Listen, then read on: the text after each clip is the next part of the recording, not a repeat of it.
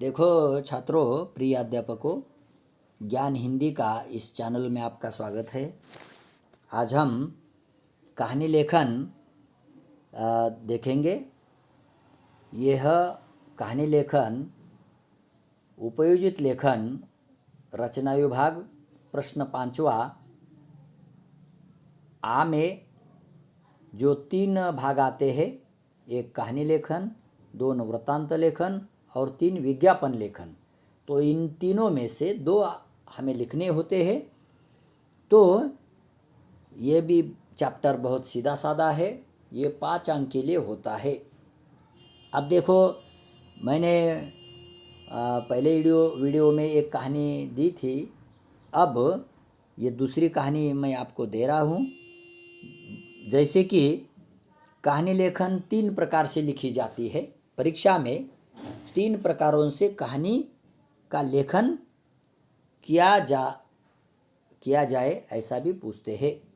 जैसे कि उसमें का एक प्रकार हमें आता है, लेकिन कहानी लेखन 3 प्रकारों से किया जाता है।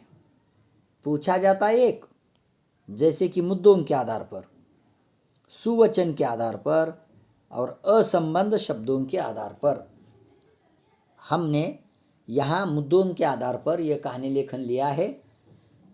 और जो परीक्षा में बहुत शॉर्ट में कहानी के मुद्दे दिए जाते हैं और उसके ऊपर हमें कहानी लेखन करना पड़ता है। कभी कभी असंबद्ध शब्द, जिसका कोई संबंध नहीं होता, थोड़ा सा होता है लेकिन ज़्यादा नहीं, ऐसे भी शब्द 4-5 देकर हमें कहानी लेखन करना पड़ता है। और कभी कभी एक सुवचन दिया जाता है उसके आधार पर, जैसे कि आगे कुआं पीछे खाई, है ना।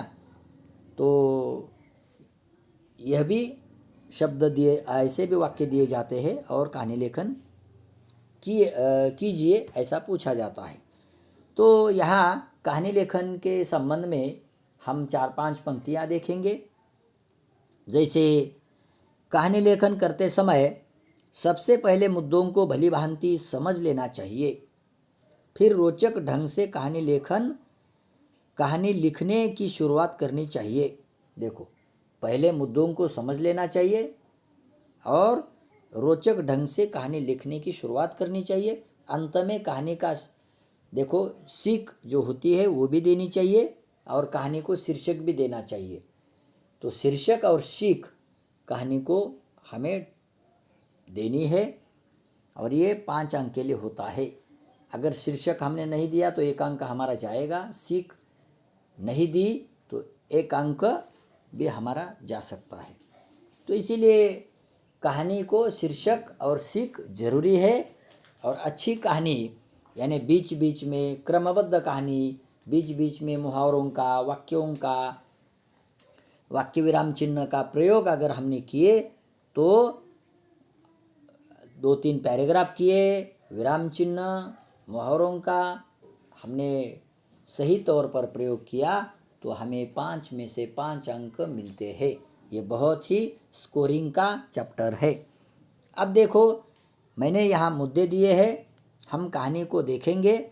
एक गांव डैश, दर्जी की दुकान डैश, प्रतिदिन हाथी का दुकान होकर नदी पर जाना डैश, दर्जी का हाथी को केला खिलाना डैश, एक दिन दर्जी को मजाक सूझना डैश, दर्जी द्वारा हाथी को सुई चुभाना डैश, परिणाम डैश, शीर्षक और सीख दीजिए।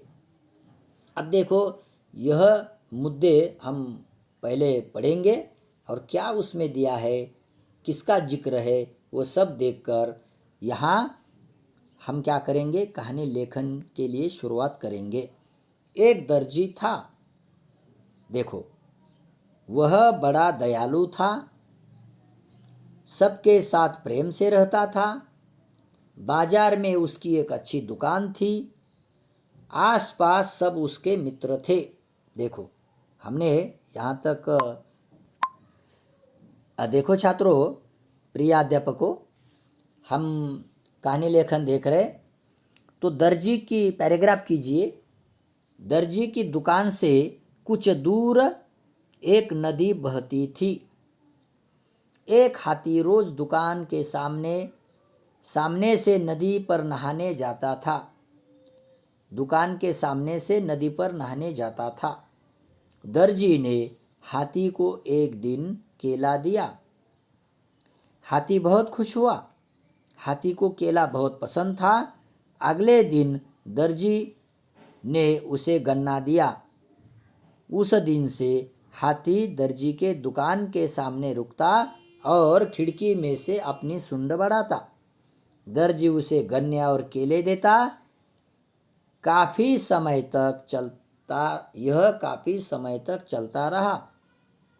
हाथी और दर्जी एक दूसरे के मित्र बन गए। देखो, पैराग्राफ कीजिए। अब आगे देखिए नए पैराग्राफ पर। एक दिन हाथी दुकान के सामने आया तो दर्जी को एक मजाक सूझा। हाथी ने रोज की तरह अपनी सुंड बढ़ाई। दर्जी ने हाथी की सुंड में सुई चुभो दी। हाथी को बहुत गुस्सा आया। वह चुपचाप नदी की ओर चला गया। उन्होंने अपनी सुंड में बहुत सारा गंदा पानी भर लाया। हाथी ने सुंड में भरा सारा पानी दर्जी की दुकान में रखे कपड़ों पर उलट दिया। सारे नए कपड़े गंदे हो गए। दर्जी बहुत दुखी हुआ। साथ ही वह समझ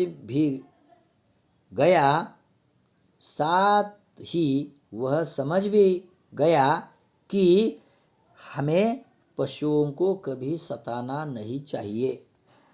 देखो, हमने बहुत ही शॉर्ट में विषय के अनुसार कहानी लेखन किया है। हमें 5 में से 5 अंक मिल सकते हैं। तो बोध जो अंत में होता है, सीख जो होती है, वो हमने दी है। हमें पशुओं पर दया करनी चाहिए, न बल्कि उन्हें सताना नहीं चाहिए।